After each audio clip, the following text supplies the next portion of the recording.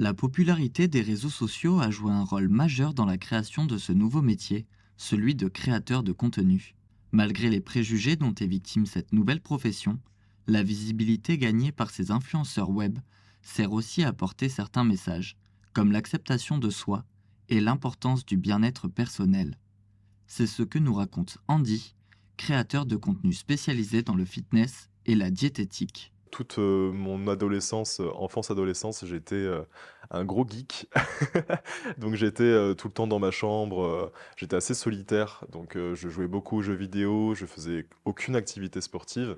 Au lycée, mes notes, au sport étaient, catastrophiques, donc j'ai jamais été un grand sportif et ensuite, quand je suis parti faire mes études sur Paris, j'avais une salle de sport qui était juste en bas de chez moi et en passant devant tous les jours, je me suis dit, «Bon allez, je vais tester» et je me suis mis à la salle. Quand j'ai quelques retours, positifs de gens qui me disent: «Ah ouais, là, les exercices que tu as mis, ça m'intéresse» ou alors une personne qui faisait plus trop d'activités sportives, ben, le fait d'avoir vu une de mes vidéos, ça l'a motivé à reprendre le sport.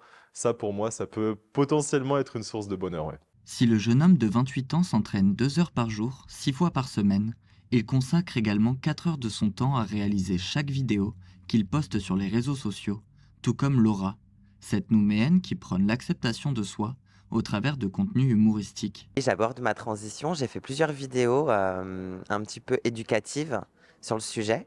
J'ai fait une première vidéo où je montre toute mon évolution de mes 6 ans à aujourd'hui.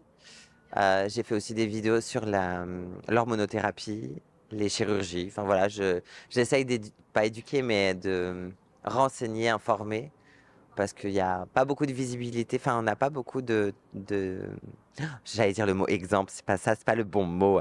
On n'a pas de référent en Calédonie, en tout cas pas public. Et donc je trouvais que c'était plutôt bien de le faire.